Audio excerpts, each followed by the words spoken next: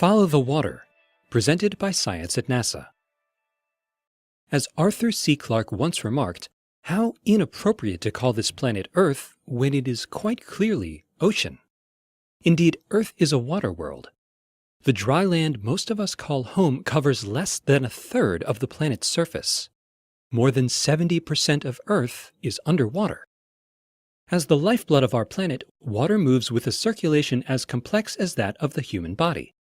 Evaporation, condensation, and precipitation transport warmth and moisture from ocean to ice pack, from river to rain cloud, from tributary to tundra, sustaining life and setting the stage for weather and climate.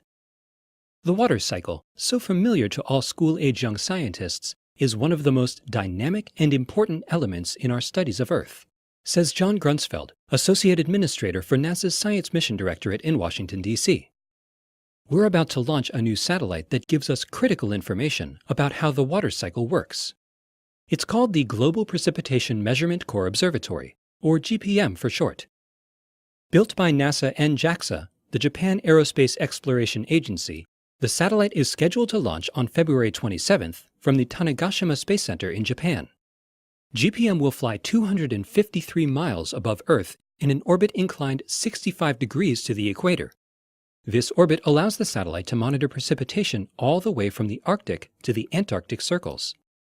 Working with a network of other satellites, some already in orbit and some planned for the future, GPM can measure rain and snow every 3 hours anywhere on the globe.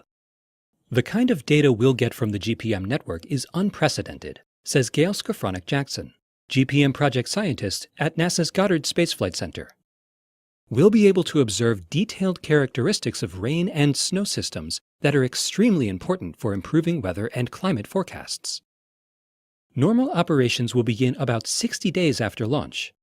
Data will be downlinked through NASA's Tracking and Data Relay Satellite System to NASA's Precipitation Processing Center in Greenbelt, Maryland, where it will be processed and distributed over the Internet.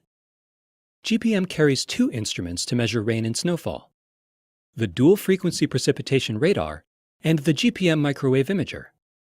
Compared to instruments flown on previous Earth science satellites, GPM's precipitation radar and microwave imager can see deeper into clouds and detect smaller particles of rain, ice, and snow.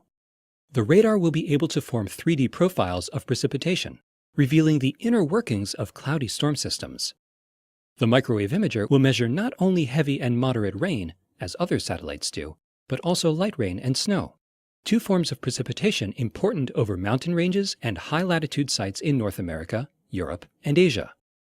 What we learn from the GPM network, concludes Grunsfeld, will help us cope with future extreme weather events and manage freshwater resources in a changing world. Make that water world.